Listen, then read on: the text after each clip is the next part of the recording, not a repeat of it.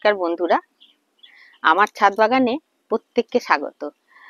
আজ আমি দেখাতে চলেছি শীতকালের একটা উৎকৃষ্ট তরকারি, বাঁধাকপি এবং ফুলকপি গাছে কেমন করে পরিচর্যা করব, কেমন করে চারা বসাবো এবং তার মাটি কেমন করে তৈরি করব এবং কিভাবে মাটি তৈরি করেছি ওর এইটা দেখাবো। আপনারা সঙ্গে থাকুন। বন্ধুরা, এই চারাগুলো বাজার থেকে কিনে আনা হয়েছে। এতে আছে 6টি বাঁধাকপি এবং 6টি ফুলকপির চারা। এইভাবে মানে সারাদিন রোদ পাবে বলে মাটি দিয়ে একে ঠান্ডা জায়গায় রেখেছিলাম।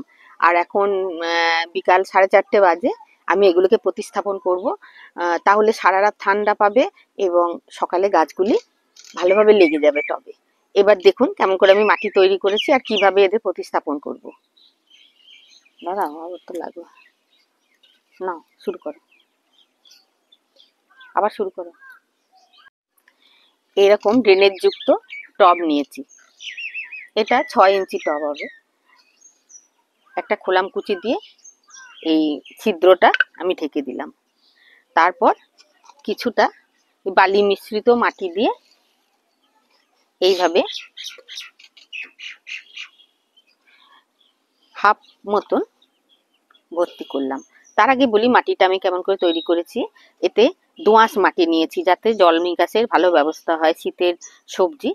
আর তার সঙ্গে মিশিয়েছি 10% গোবর সার, 1 বছরের পুরনো গোবর সার, নিম খোলের গুঁড়ো, সর্ষে খোলের গুঁড়ো, পাতা পচা সার এবং ট্রাইকোমা ভিরিডি 2 চামচ, টব প্রতি 1 চামচ করে।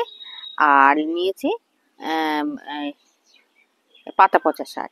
এইগুলো দিয়ে আমি ভালো করে মাটিটা সাথে ওই সারগুলো মিশিয়ে একটু জলে ছিটে দিয়ে ঠান্ডা জায়গায় রেখে দিয়েছিলাম কিছুদিন। তাহলে সারগুলো এই মাটির সাথে ডিকম্পোস্ট হয়ে একটা উপযুক্ত উৎকৃষ্ট কপি গাছের জন্য সার তৈরি হবে, মানে মাটি তৈরি হবে। এই জন্য আমি ওইগুলোকে রেখে দিয়েছিলাম 4-5 দিন। আজ খুলে আমি কপি গাছগুলো প্রতিস্থাপন করব। এইবার একটা একটা করে সাবধানে নিতে হবে যাতে শিকড় ছিঁড়ে না যায়। একটা একটা করে আমি ছাড়িয়ে নিলাম এরম করে। তারপর মধ্যেখানে এইভাবে ধরে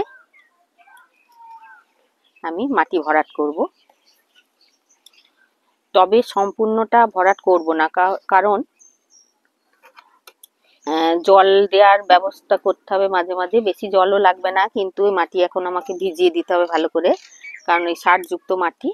এইভাবে করে আমি একটু মাটিটা চেপে চেপে দিলাম যাতে ভিতরের হাওয়াগুলো না থাকে, বেরিয়ে যায়। এইভাবে দিচ্ছি।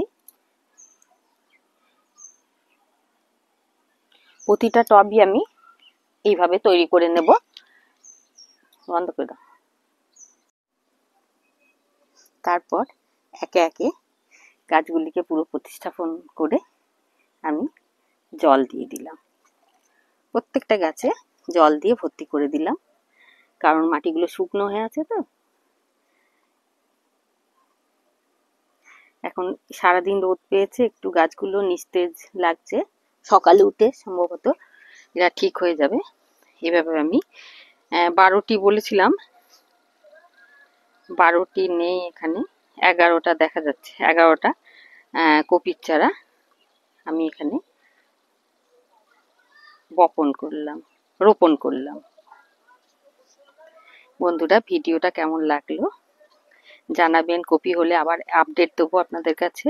যদি ভিডিওটা ভালো লেগে থাকে তাহলে লাইক, কমেন্ট, শেয়ার এবং আমার পাশে থেকে চ্যানেলটিকে সাবস্ক্রাইব করে দেবেন। ভিডিওটি দেখার জন্য অনেক অনেক ধন্যবাদ। Thank you so much.